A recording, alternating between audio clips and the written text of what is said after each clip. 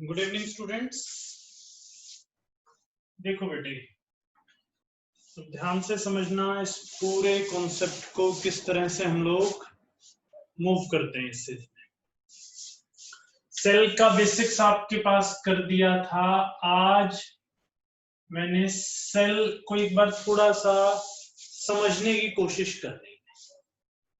Basically cell में जो मुझे करना है वो आज के अकॉर्डिंग, भाई सपोज करो ये एक सर्कुलर सेल है।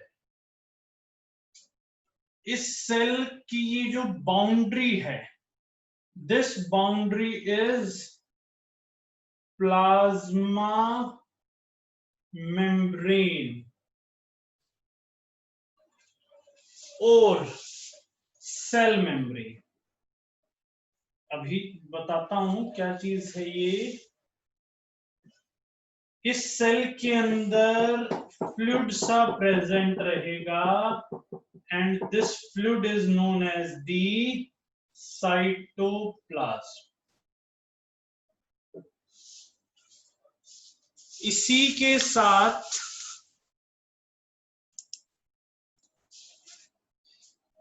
के साथ हमारे पास इस सेल में एक न्यूक्लियस प्रेजेंट रहेगा। तो जो आज का मेरा टॉपिक है वो डिस्कस करना है मुझे प्लाज्मा मेम्ब्रेन या हम कहें सेल मेम्ब्रेन के बारे में।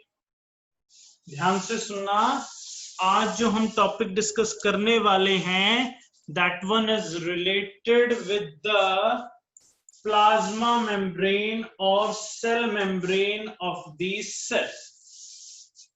क्लियर? तो मैं टॉपिक जो आज डिस्कस करूंगा बेटा, वो डिस्कस करूंगा प्लाज्मा मेम्ब्रेन से रिलेटेड। अब समझना बेटा, प्लाज्मा मेम्ब्रेन है क्या, प्लाज्मा मेम्ब्रेन की फंक्शनिंग क्या है। भी प्लाज्मा मेम्ब्रेन की अगर मैं डेफिनेशन कहूं तो क्या रहेगा, इट इज दैट, एक वर्ड लिखूंगा मैं अभी, it is that selectively permeable membrane which separates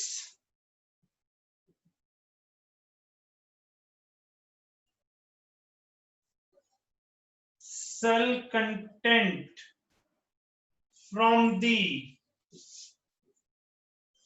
external environment। Plasma membrane क्या है? ये एक मेम्ब्रेन है, ये एक बाउंड्री है। प्लाज्मा मेम्ब्रेन क्या है? एक बाउंड्री है जो कि सेल के कंटेंट को किससे सेपरेट आउट कर रहा है? एक्सटर्नल एनवायरनमेंट से सेपरेट आउट कर रहा है। अब देखो बेटे, इसमें मैंने एक वर्ड यूज कर लिया, that one is selectively permeable. जो प्लाज्मा मेम्ब्रेन है, जो प्लाज्मा मेम्ब्रेन है, वो प्लाज्मा मेम्ब्रेन कैसी है बेटा? प्लाज्मा मेम्ब्रेन है सेलेक्टिवली परमिएबल। प्लाज्मा मेम्ब्रेन कैसी है? सेलेक्टिवली परमिएबल है। इतना ध्यान रहेगा। That means plasma membrane is selectively permeable।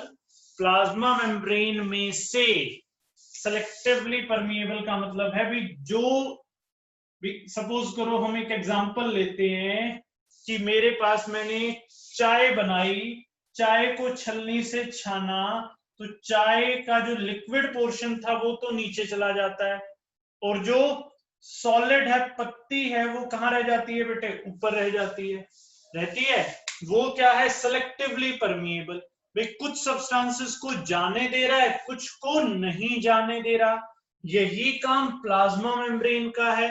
Plasma membrane कुछ कंटेंट को सेल के अंदर से बाहर जाने देगी, या कुछ कंटेंट को बाहर से सेल के अंदर आने देगी। That one is the functioning of plasma membrane. ये एक मेम्ब्रेन है, बिल्कुल ठीक बात है, जो कि सेल के कंटेंट को एक्सटर्नल एनवायरनमेंट से सेपरेट कर रही है, कोई दिक्कत नहीं है। ये क्या करती है, कुछ मटेरियल को सेल के अंदर जाने देती है, कुछ को सेल के अंदर नहीं जाने देती। That is this one is the selectively permeable membrane. ये कैसी मेम्ब्रेन है, सेलेक्टिवली परमिएबल मेम्ब्रेन है, इसलिए इसको मैंने क्या नाम दे दिया बेटा, selectively permeable membrane, and it is known as the plasma membrane. अब एक दो चीजें प्लाज्मा मेम्ब्रेन से ही रिलेटेड हम डिस्कस करने वाले हैं। प्लाज्मा मेम्ब्रेन में गैसेस का एक्सचेंज चलना है। मुझे प्लाज्मा मेम्ब्रेन के थ्रू, मुझे प्लाज्मा मेम्ब्रेन के थ्रू, प्लाज्मा मेम्ब्रेन की हेल्प से किसको एक्सचेंज करवाना है, गैसेस को एक्सचेंज करवाना है, गैसेस की मूवमेंट करवाना है। मैं दो गैसेस की मूवमेंट करवाऊंगा, one is oxygen, another is carbon dioxide. समझना, with the help of diagram हम लोग इस प्रोसेस को समझेंगे। और ये एक्सचेंज ऑफ गैसेस जिस प्रोसेस से होता है, that process is known as the diffusion.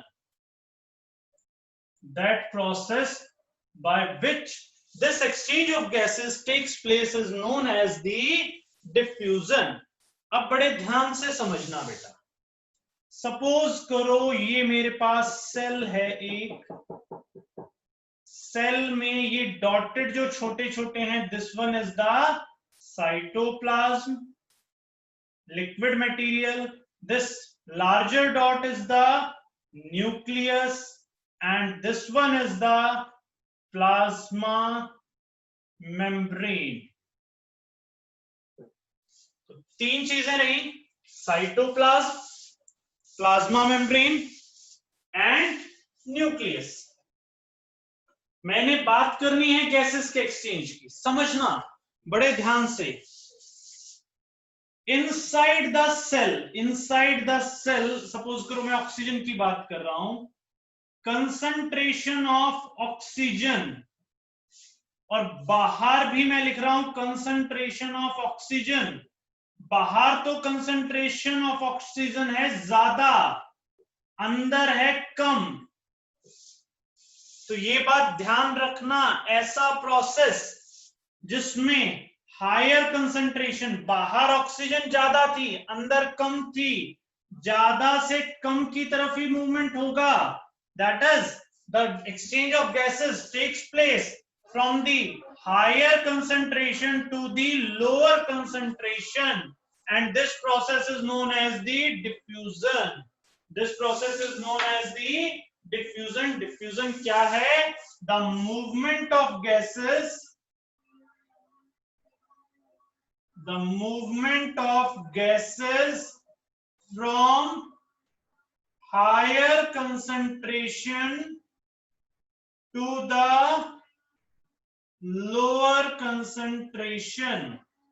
इस प्रोसेस को हम क्या नाम दे देंगे, this process is known as the diffusion.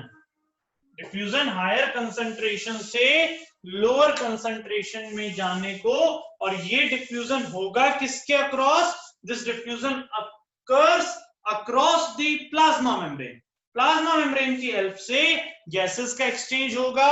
Gases का एक्सचेंज किस प्रोसेस के थ्रू होगा, that one is with the help of diffusion, and it is the movement of gases, it is the movement of gases from the higher concentration to the lower concentration. बाहर जो oxygen का concentration है वो high है, inside जो है वो concentration लो है ऑक्सीजन का, तो ऑक्सीजन बाहर से कहां चला जाएगा, अंदर चला जाएगा। सेम कॉन्सेप्ट CO2 के केस में आ जाता है। CO2 के केस में उल्टा हो जाता है। CO2 के केस में क्या हो जाएगा,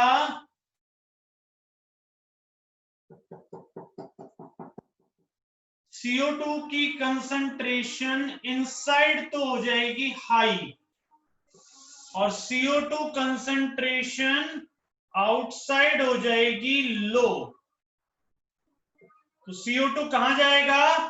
from the cell to environment, from the cell to the environment जाएगा मेरे पास CO2। ध्यान रह जाएगा बेटा, इतना क्लियर है? तो आज के लिए हम इतना ही डिस्कशन करेंगे बेटे, और बाकी डिस्कशन हम लोग करेंगे बेटा मंडे की क्लास में। मंडे को आपकी मैथ्स की भी लगाएंगे इसी पे।